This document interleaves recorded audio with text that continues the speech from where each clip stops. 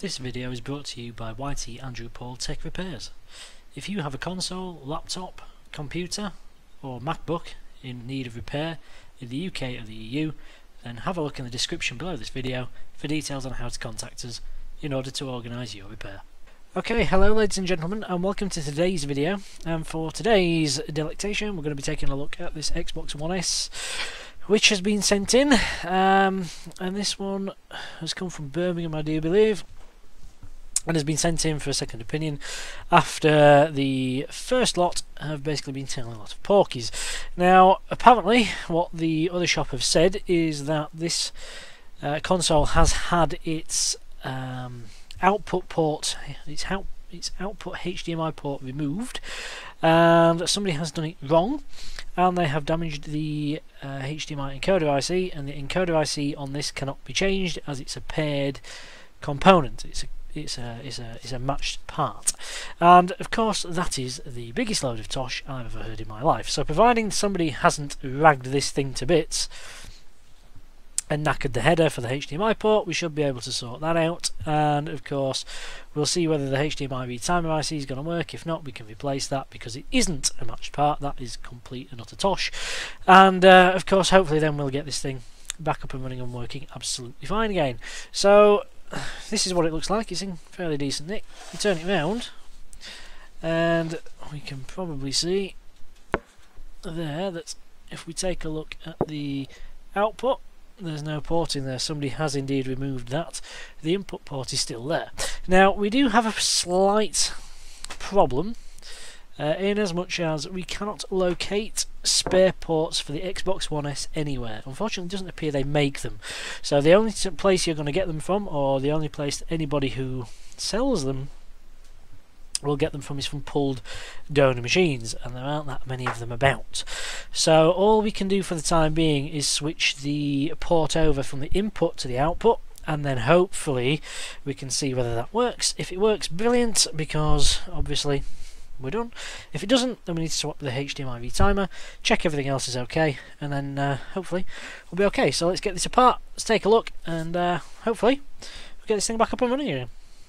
Right, okay ladies and gentlemen, so we have our motherboard out of our Xbox One S now, and we'll take a look at that in a moment. But in the meantime, I've actually managed to dig out the email just to make sure we get the story straight with regards to this, because it has been to a shop previously, and this is what's happened. Now apparently this HDMI port wasn't broken off accidentally, it was removed intentionally by somebody else. Okay, so it's been sent away, and this is what the other shop apparently had to say. The HDMI port was not broken off accidentally, it was removed intentionally by somebody else previously. Unfortunately, whoever did this did not remove it correctly, and they have now blown the HDMI control chip. This is an irreplaceable part, as each one is uniquely coded to the motherboard.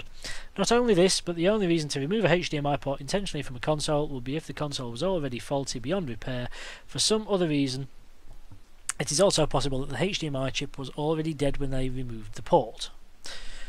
Now then, from what I can gather here, right, and this is the big problem, right? So this port has been intentionally removed, and indeed it looks like it has. However, they've made a complete hash of it, and let's take a look at it. It's not as bad as what you might think, but it's still work involved. So, like I say, unfortunately we can't get spares for these, and this is the input port, of course. This is J7A1. J8A1 is the board designation for the output port, and if we come over here we can see, yeah, they've chewed the holes up. This first pin here is missing along with its trace. We'll get to that in a moment. The rest of the headers, however, the rest of the pins are indeed intact and look fine, so thank God for that. They didn't do it too badly. Now then, where we've got a problem is, if we follow that first pin down here, we'll see that we have these little things. So on the PS4 we have something called the HDMI encoder IC, and those have some little chokes or EMI filters, and those are there just to suppress noise on the circuit. Now then, we've got a little bit of cotton bud or some sort of wipe that they've been using to clean the board with, and as we can see here, there is the remnants of a trace going to this first pin, which would normally run in this little channel, and it would go all the way up here, round through these wiggly bits. They're there for timing, and then it comes out and it goes to this pin. So that pin is no longer there, and as you can see, when they've lifted the port out previously, they've run this back all the way here, and they've broken it, and it goes to this first pin on this EMI filter. So we're going to have to repair that. Now then, this is the HDMI retimer IC. This is the part in question, which somebody claims is married to the machine and is uniquely coded to the motherboard. That is absolute tosh, and that is not the case. In fact, we already have a video on the channel of how to replace your HDMI retimer on an Xbox One S. That video will have a link in the description when this is uploaded, so if you want to go watch that, then by all means go ahead and do so.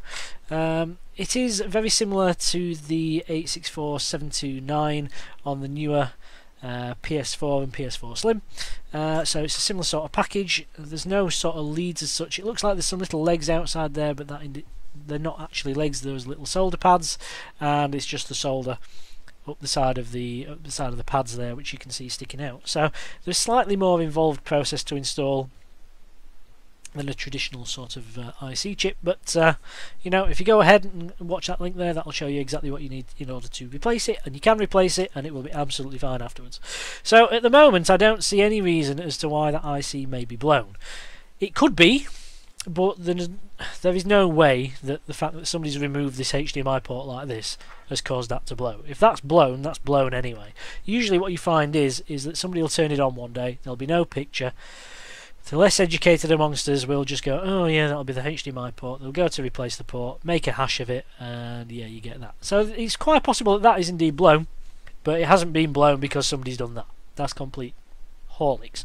And not only is that complete Horlicks, but the fact that somebody thinks that this chip here is married to the board is complete rubbish. It isn't, and you can freely change it. And it is a very sort of similar circuit setup to what we see on the PS4, so it can be troubleshooted in much the same way. So let's take a look then. The first thing we need to do is get rid of this little piece of trace. So I need to find my Stanley blade, which I have had. There it is. It's hiding. It's camouflaged on my desk. There we go. Right. So all we're going to do, we're going to get hold of the end of this trace, okay, and we're going to snip it back as far close to that EMI filter as we can without going through the wire. So my apologies if I just block your view here for a second. I need some more tweezers actually. You can see these tweezers are no problem now.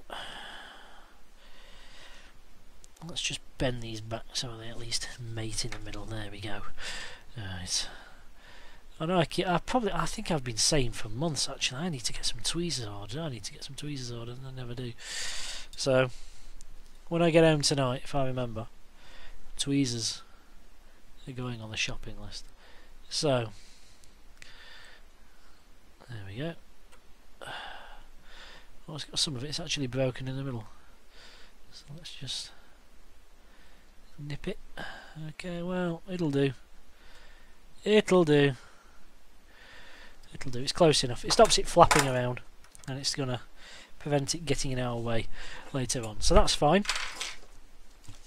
Unless I can pull it. I am trying to do this down the viewfinder of the camera, and it is bloody awkward. Trying to do it this way there. It is awkward trying to do it this way. Okay, that'll do. That's fine.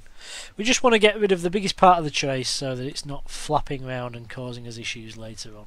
Because we are going to run a jump wire from that first pin of that EMI filter back to the port once we've replaced it. Now, as I was saying earlier, unfortunately for the time being, we can't actually get hold of any of these ports as replacements. So unfortunately all we can do is exchange the input port to the output port. Of course, at some point in future when these do become available, because let's face it, they will do eventually, once that happens, then obviously we can get to getting these all replaced, and you'd be quite free to just install a new port on there if you wanted to use it, and it would be absolutely fine. So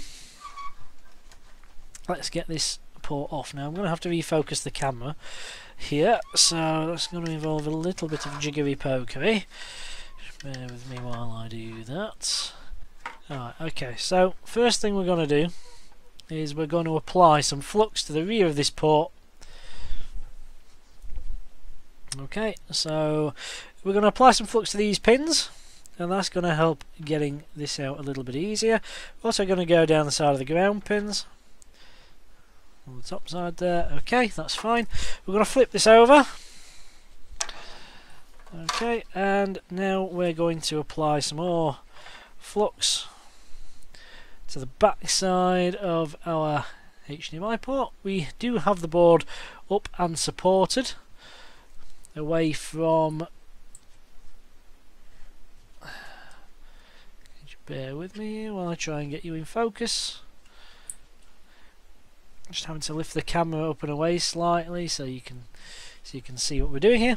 Okay, so the board is supported up and away from the port, which is going to leave us enough room to gently drop this out when the time comes. Okay, so the first thing that you're probably going to notice here is there's a couple of plastic dowels in the front of this port. Here and here. Now those will melt. Unfortunately, there's no way around it. They're only there to locate the port during manufacture for the automated pick and place machines.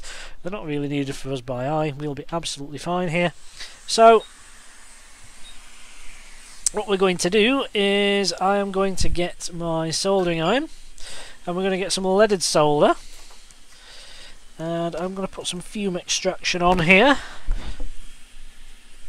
So it may, I think the noise suppression on this microphone's not too bad actually. It tends to be pretty good, so hopefully you can't hear too much of it. Okay. So first thing we're going to do is we're going to apply some leaded solder onto the ground locating pads for the port.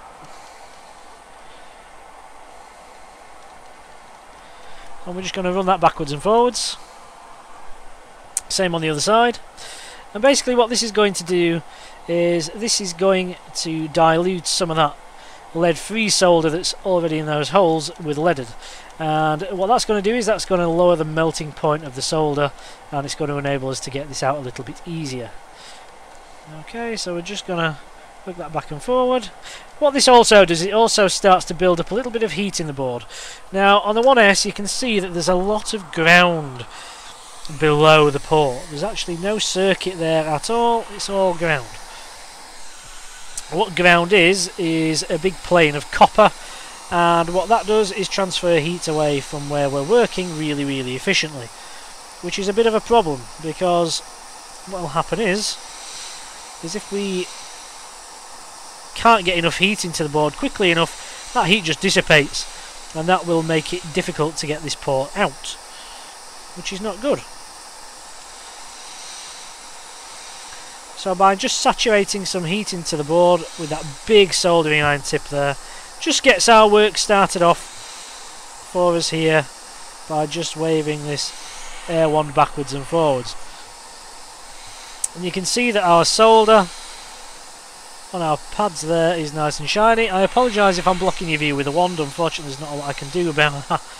So just moving it backwards and forwards. And we're just going to continue to do that. Now the key here is not to get impatient and not to start pushing things, because what will happen is if you push on this port before it's ready to come loose, what will actually happen is that, well, you can see that our ground locating looks nice and shiny, so those are loose, but unfortunately the data pins at the back, the 19 data pins, or the 18 data pins, well, no, they're all intact on the input. So yeah, all 19 data pins on this header are currently attached, which is what's holding this port in place. Now if we go pushing it, what will happen is that those pins will still be attached to the board, but what we'll actually do is we'll end up pushing the port out of the board, but with the pins still attached, and that's when you end up pulling traces and lifting traces out of the board. And believe me, on an Xbox One that is incredibly easy to do, because the pads are very long and they're very thin, and they're sat on large ground surfaces. So what happens is they're very efficient at transferring heat away, which means it's fairly hard to get this portion of the board up to temperature sufficiently to remove the port without doing any damage to the board. So by prodding and poking it, you're really just asking to damage your board. So don't get impatient, don't be tempted to wiggle it about, just keep going back and forth with the heat until this drops out. Now it will take a couple of minutes, it will not be quick. And that's with a decent quality air one. You know, if you're using something like an IOE or a cheap One Hung Low brand air station, then expect this to be nigh on impossible, or at least take a good while. So, no, get impatient too early. Now then, if you want to see a video on how to replace HDMI port on an Xbox One S, then we do have a tutorial video for that as well. That is also in the link below, linked in the description below. So feel free to take a look at that one. This is just about starting to think about coming loose, I think.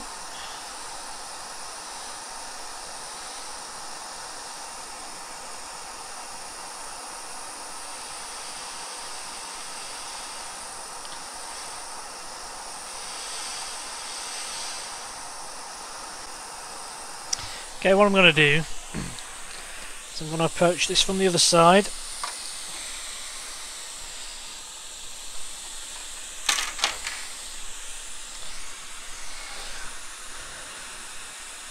Okay.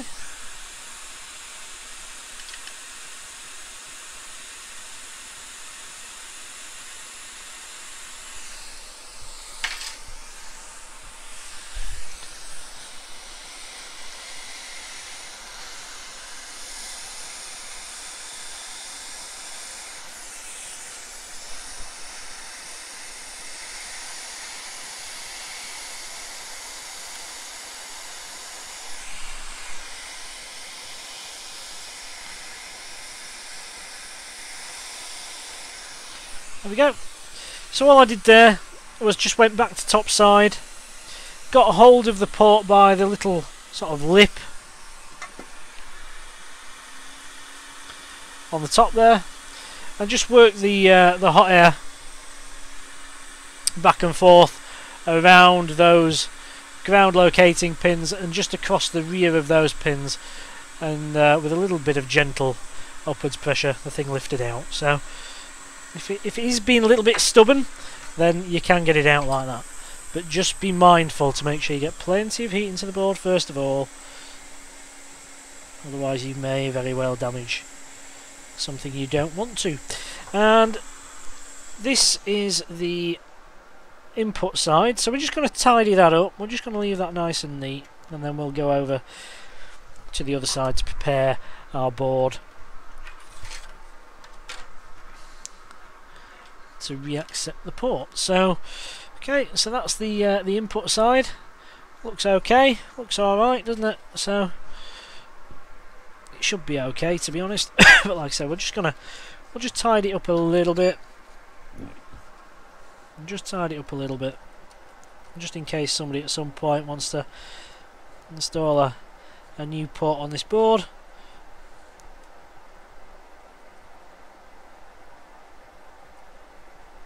We'll just re-tin the headers and everything up nicely.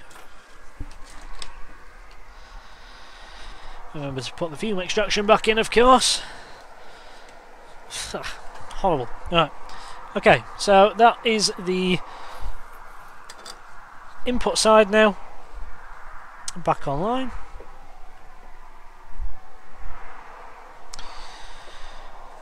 Okay, so that should be fine. So we'll just go in and give it a really quick clean. Of course, once this repair is completed, we'll go back in properly and do this thoroughly. But for now, just to get the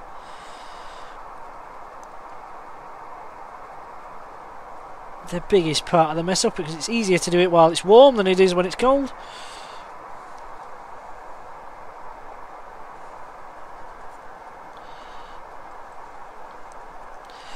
Okay, lovely. Right, so that's ready to re-accept a port at some point in future. So let's go ahead now to our other side where we're going to have to do a little bit of work. So, first thing we're going to do is we're going to clean this portion of the board, because of course somebody else has had a crack here. Okay. Lovely. Alright, next job is we are going to re-tin these holes, so that's now our next job. So to do that, we're going to get some flux.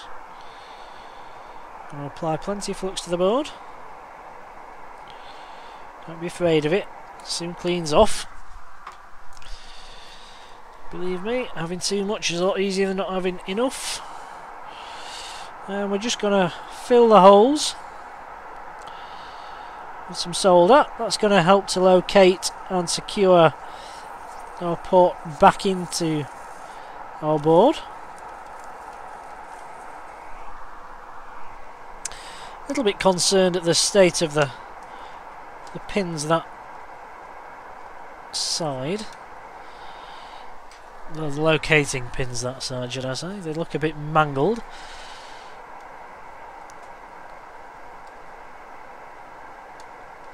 Okay, so we have our pads tinned there. Excellent. So, now we're ready to reinstall our new port. So to do that, we're just going to raise this board up and off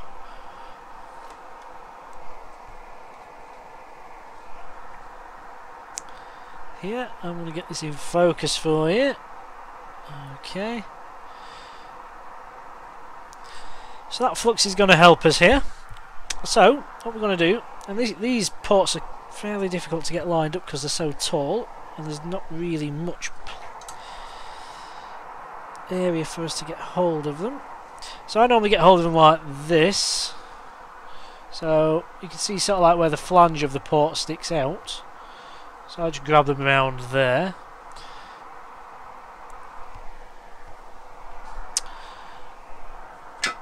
A little bit easier to get hold of than the original Xbox One ports, so those are a bit of a nightmare. So we're just going to warm the board up, paying particular attention to those ground locating holes.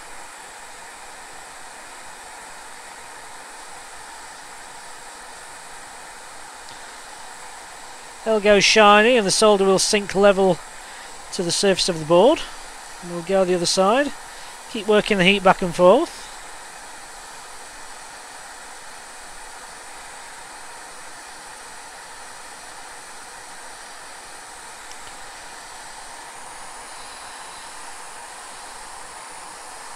So we're going to hesitate the heat on here for probably a good 10-15 seconds. This is easier to do when you're not underneath a microscope, because you can keep the heat on while you offer the port up. That's not going to be an option to us here. So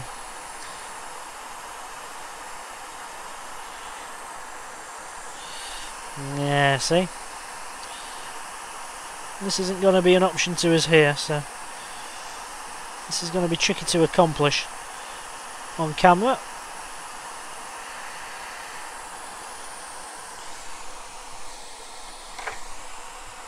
I think I just knocked it out. I hope I didn't knock that out of your viewfinder there. I may have done. I apologise if I have. So anyway, we've offered that up, plonked it in the holes. So we'll see now whether we're flat to the board. So I'm just going to lift this out so I can have a quick visual of it, just to make sure it's sat nice and level. If not, we can correct that.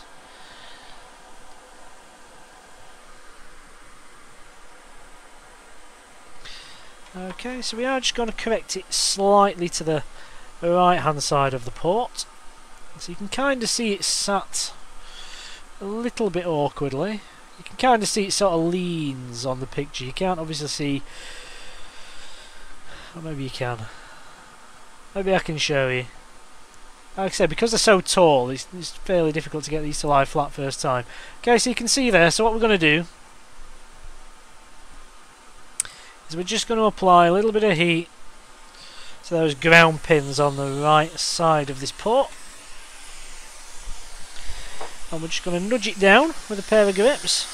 So we're not directing the heat directly at the port, we're going to the side of it and below. So just here.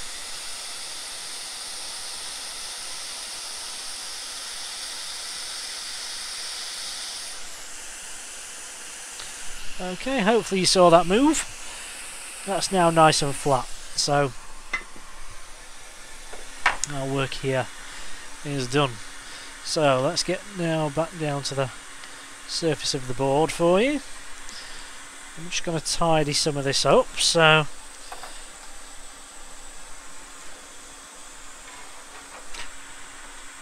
just going to tidy some of this soldering. If I can find where I've got you, there we are.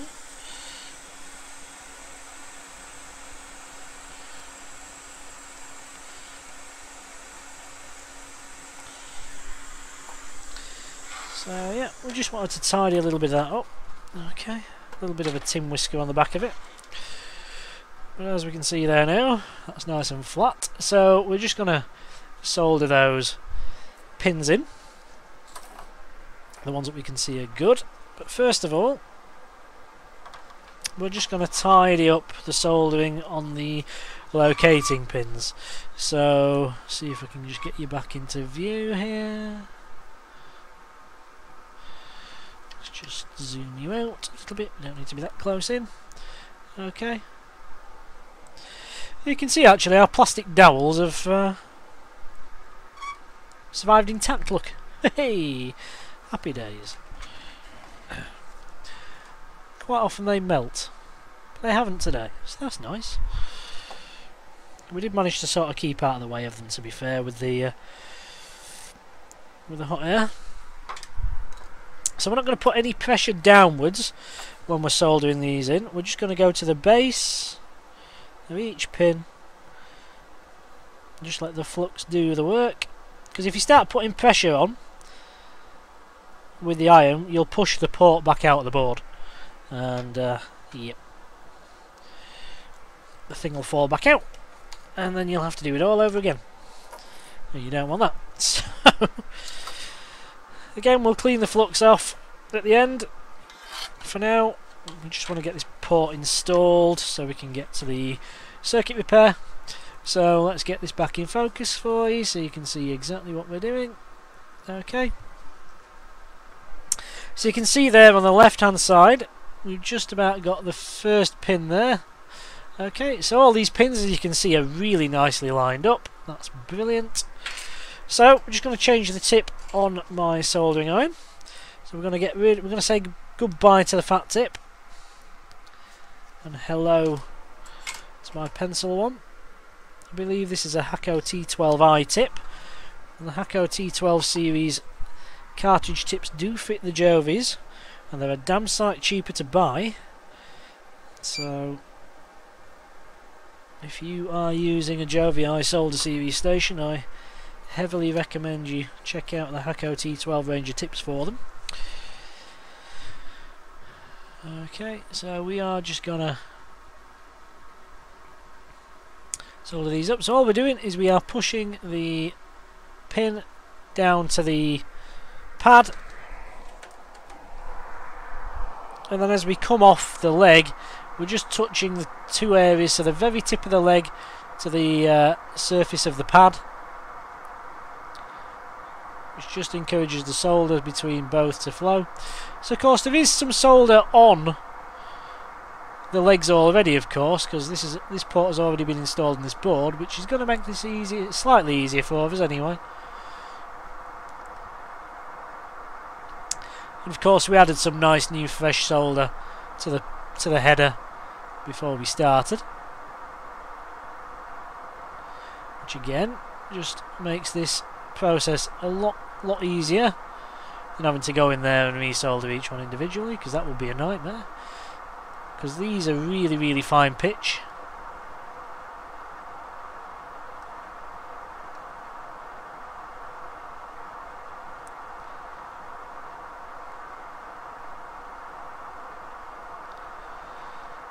Okay.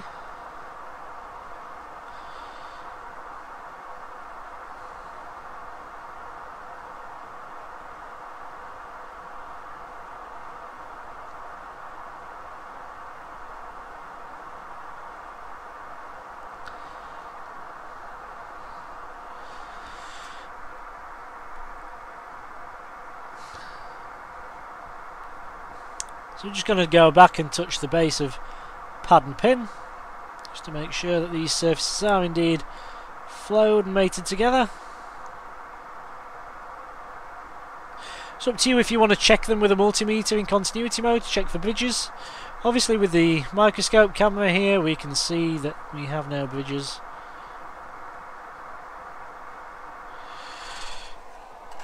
So I'm not going to do that, but of course I'd recommend you do. If you don't do these regularly, then yeah, I'd certainly recommend you check them. Of course, if you touch the two adjacent pins together and they beep, you have continuity between the two pins and therefore they're shorted together. So you just need to remove that short with a little bit of desolder braid or some flux and just go back in there with the heat just to reflow the pin. Sometimes that's enough just to separate them if you do find you have a short. If we had one I'd show you, but we don't, thankfully. So we're just going to go in and just clean this off. Okay, that looks nice, doesn't it? So what we're going to do now is we're just going to go and give each one of these pads the nudge, or pins the nudge, with the edge of a tweezer blade. You don't have to push hard. You're just looking for a little bit of movement.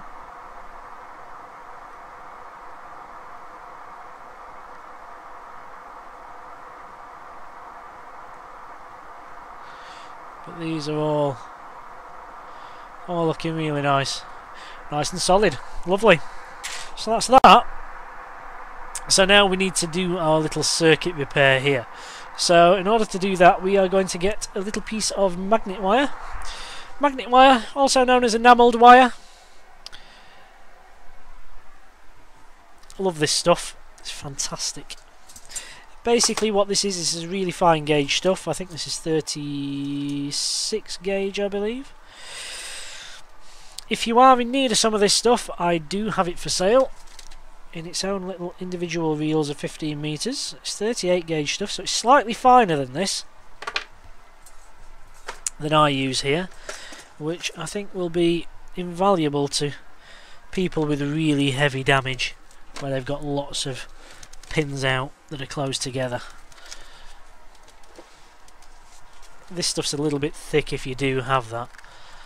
You do still run out of a little bit of room, so unless you're like really well versed in it, the stuff that I actually stocked for sale is a lot easier to use than the stuff that I choose to use. But yeah, this is really nice. So what I'm going to do is just show you. So it looks like bare exposed wire, but in fact what it is it's enamel coated. So rather than having like a rubber or a plastic sheathing like most traditional sort of wire or Kynar wrapping wire and things like that have, this is just enamel coated. So you don't have the bulk of the extra outer layer of protection, which means that this is a lot nicer to use at the back of places which don't have a lot of clearance, like for example what we're using here, the back of HDMI ports. I also think it looks really cool as well. Quite like the fact you can see the wire within. Okay, so all we do is we just tin the end. So that's how you strip it. You don't strip it in a traditional sense, you just get a ball of solder on the end of your iron, and you can see there, just hold it in for a couple of seconds and you'll see that the solder sticks to it. It strips back the enamel coating, and yeah, so we're just going to trim that down. I only need the very edge, look, we only need that tiny little bit exposed. We don't need to short anything here. So we're just going to add a little bit of flux. I'm going to get my tweezers back in, and I'm just going to offer this up. So this is fairly fine, delicate work, which the microscope aids no end, I can tell you. I did this by eye for long enough, and how I did it I'll never know, but I did.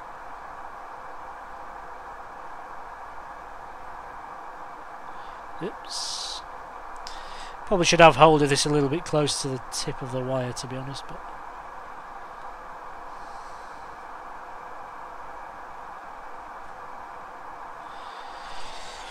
probably should have hold of it a little bit closer. Okay, sorry for the jump cut there. Phone call off the missus. So, a bit ignored at your peril. Yeah, so, anyway. We have that now. So I'm just going to move you about here, so my apologies. Okay, so you can see, get off. So you can see there now where we're going. So we're going to go straight down the line.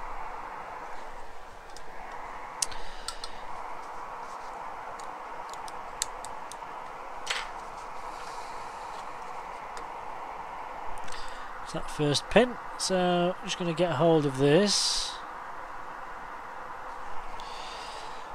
and I'm just going to push it. I'm not trying to cut it here, I'm just trying to nudge it into where it needs to go.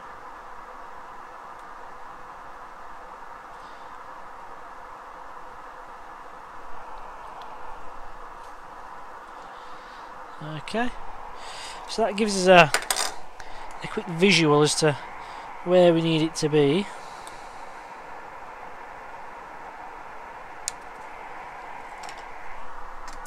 And then we're going to cut it. Okay, so I'm just going to offer this back down now, just to make sure we've got enough length on this, and indeed, fairly happy that we have. Yeah, we do. So, next job is to try and tin the end of that ever so slightly. So, again, and be careful when you do this because you don't want to drop solder everywhere.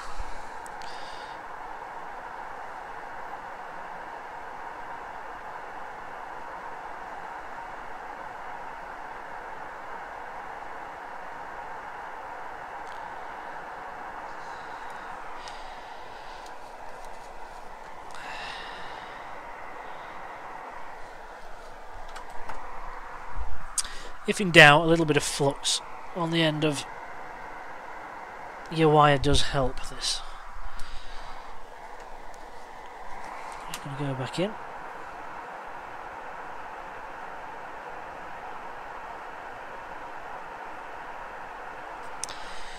Okay, so we should be okay there now. I think we've got a tiny little exposed edge on there now. So I'm just going to try and hold this flat.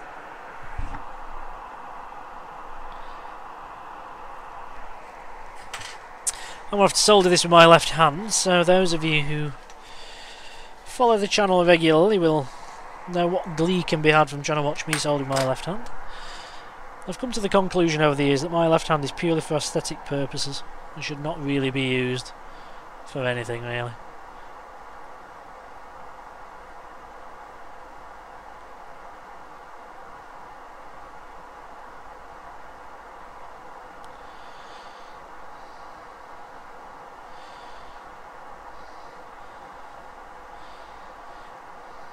Okay, I'm just gonna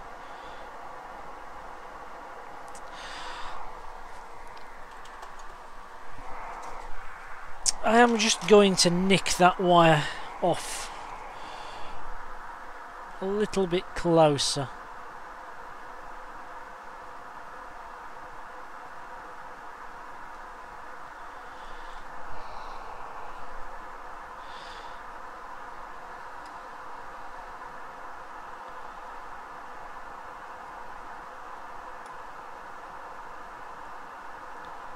If I can get to it.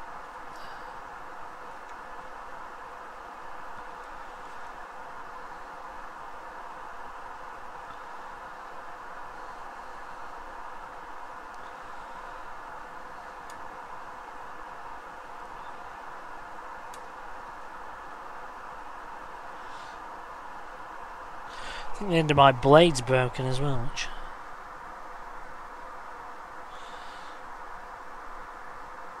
which isn't going to aid this. I'm trying to do this from behind the viewfinder of the camera, which is always harder.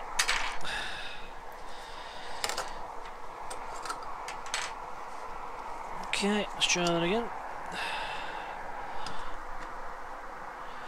Hopefully this time.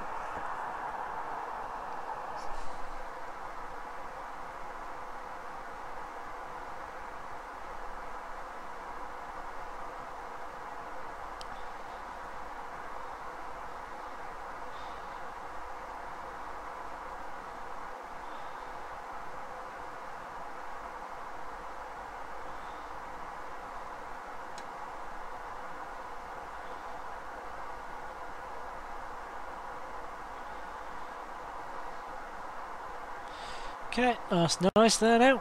Nice and secure. Nice and flat to the board. Lovely. So we're just going to give that a quick scrub off with some IPA.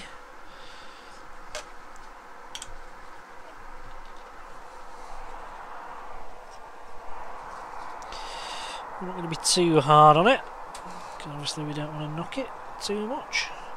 But we've given it a good nudge and a prod.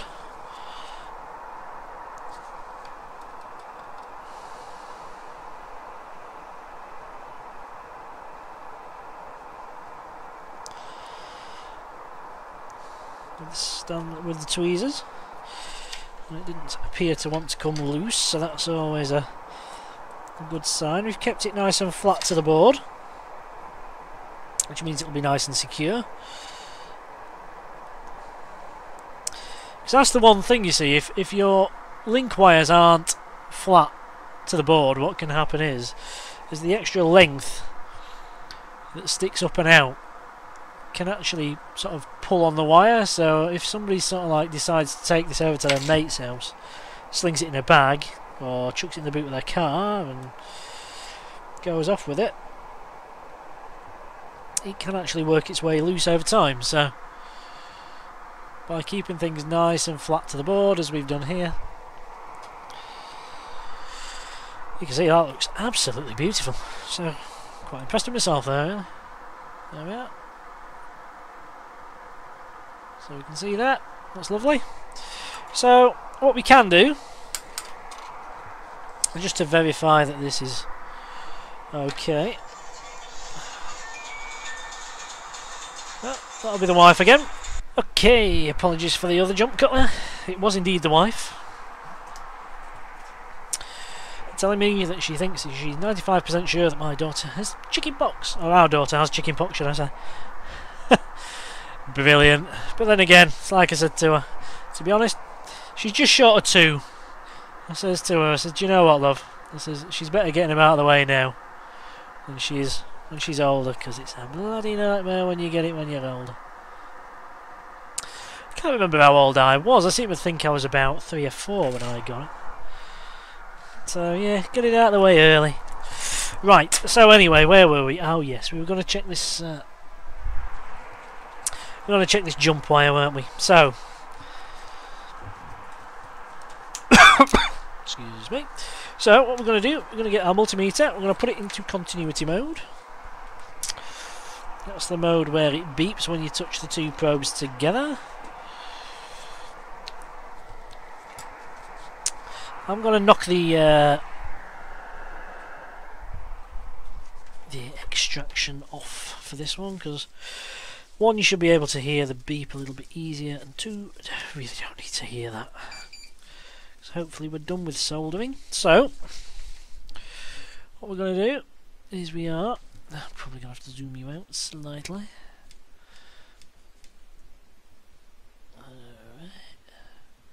Okay, so what we're going to do, we're going to put 1 lead over the reverse side of this filter. So just here, down here. So you'll notice when the 2 probes are put together, hear a beep. So this bottom side of this EMI filter here to our pin.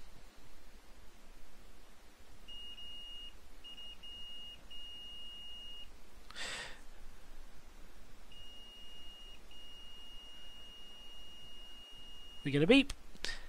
To the pin 2, no beep. So that's good. So we don't have any continuity to the adjacent pin, which is what we need, but we do have continuity to our pin 1, which is, of course, is what we need. So what we're going to do now, this is, hopefully you can see it here, let's get it in focus for you. This is a MG Chemicals overcoat pen. This is green. That's the catalogue number there, 419D-PGR. If you're after this stuff, it's absolutely bloody amazing.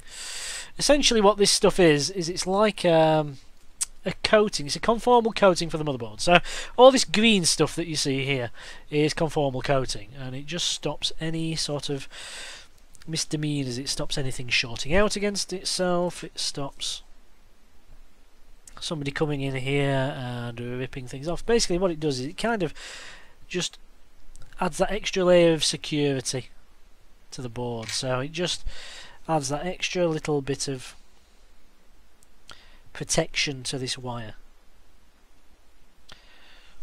So that's what we're going to do. We're just going to add some of this stuff. And what this does, once it cures and it hardens, then this is, as we said, it's going to add a little bit of protection to it so that nothing shorts out against it, and it's also going to make sure that once it cures and hardens that the thing stays nice and secure. Actually, it's more or less like a little bit of an epoxy sort of thing. It kind of glues the wire to the board so that you can't, you know, it just adds that little bit of strength to the connections. They're nice and strong anyway, but there you go. So that doesn't take long to cure. A couple of minutes simply in the air naturally is enough to get that to cure and harden. So yeah, so that's that one, ladies and gentlemen. So whether our HDMI retimer is in one piece or not, time will only begin to tell. But for now, here we go. So this particular board, we don't know the history of it. No idea if it actually otherwise works or not, but the guy who does own it, unfortunately, had a bit of a run-in with a cowboy, and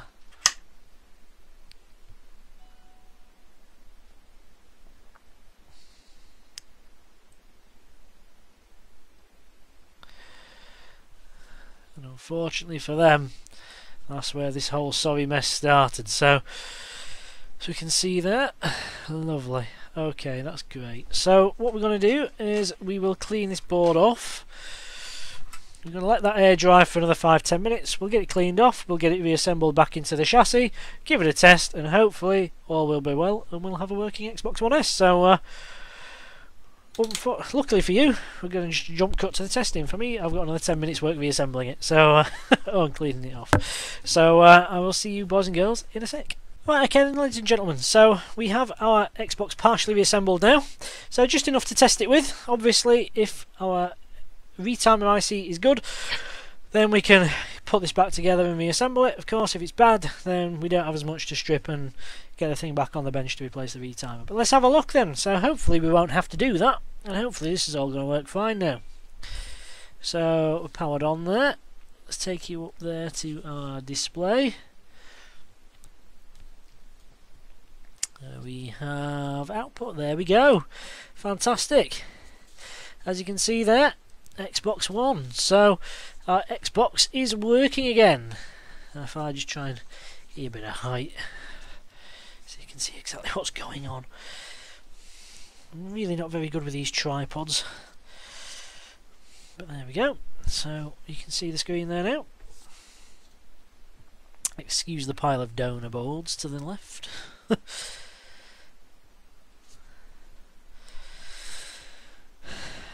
And there we go, fantastic. So we're all back in and we're all working again. So as you can see there, we've managed to take this Xbox One, which had been, well, it hadn't been completely ruined, but it certainly hadn't had a stellar job done to it in the first instance. And unfortunately that is so often the case these days, that sadly anybody can offer their services out to the public, and to be honest, you're not to know whether they can be trusted. And as you can see in this particular instance, whoever it was couldn't be trusted to do a decent job, and then it in fact tried to cover their tracks by inventing some horrible cock and bull story, which in the end we've actually had to sort out here. So yeah, it is unfortunately the fact that you've kind of just got to trust who you can give your machines to, and as you can see, it's easier to find somebody who you can't trust than somebody who you can. But we are back up and running, and we are working again, so we're going to have one happy customer here, hopefully. So yeah, thanks for watching, ladies and gentlemen. As you can see, the Xbox is working again. The picture's back up. The retimer was absolutely fine. Told you it was talking rubbish. And of course, if the retimer hadn't been good, we could have easily swapped it, and the thing would have been working fine again. So as you can see, all good to go there again now. So it's a shame we couldn't replace the port rather than just having to swap it over, but for now, unfortunately, what with the component supply being as it is, we just can't do anything about it. But yeah, if this is also affecting you and you've got a broken port on your Xbox One S, for now we can do the swap from the input to the output for you. Just drop us an email, whiteyandrewpaul@outlook.com. Address is also in the description of the video. If you need anything, console repair, MacBook repair, that sort of thing, then just hit me up and we can obviously get a price to you. We also supply components, you know, so if there's anything you need to conduct your own repair, whether it be wireless modules, PS4s, EMI filters, resistors, diodes, anything like that, then just hit me up. Like I said, magnet wire, the enamelled wire you saw is used. If you need some of that, we can supply you with some of that too. Just hit me up and we'll be able to sort you out. We can work on vast quantities. We can do from 1, 2, all the way up to several thousand of them for you. So by all means, hit me up there and we'll see what we can do for you. So yeah, thank you for watching. Hopefully this has been useful, or at least you've enjoyed it. Please remember to comment, rate and subscribe to the channel if you haven't already. We've over 80 videos up there now, all the various technology repairs and things like that, so I'm sure you'll find plenty on there to while the time away that you'll enjoy. If you are new to the channel, thanks for watching, and hopefully you'll stick around with us for the future. We do try and upload a bit more content on a slightly more regular basis this year. You know, we're trying to sort of aim for one a week at the very least, really, so hopefully we can keep that one going. So yeah, please feel free to hit that subscribe button down there. Next to the subscribe button, I believe, is a little bell icon that will notify you on any of your devices, phones, tablets, computer, web browser and things like that when we do upload a new video. Also follow us on Twitter @whiteyandrewpaul, and DM inbox on there is open to everybody. If you want to send me an email a DM on Twitter, please feel free to do so. I do try to check the comments and private messages on YouTube as well on a regular basis, so if there's anything you feel you want to ask, then feel free to pop it in the comments below. Or like I say, if it's of a slightly more personal nature, or you just, you know, you don't want it out there for all and sundry to know, then please feel free to hit me up on Twitter on that whiteyandrewpaul and drop me a direct message on there. I don't tend to check my wall, so if you just sort of tweet at me, I may not see it. It's not that I'm ignoring you, it's just that I don't tend to really use Twitter all that much apart from the direct messaging side of things.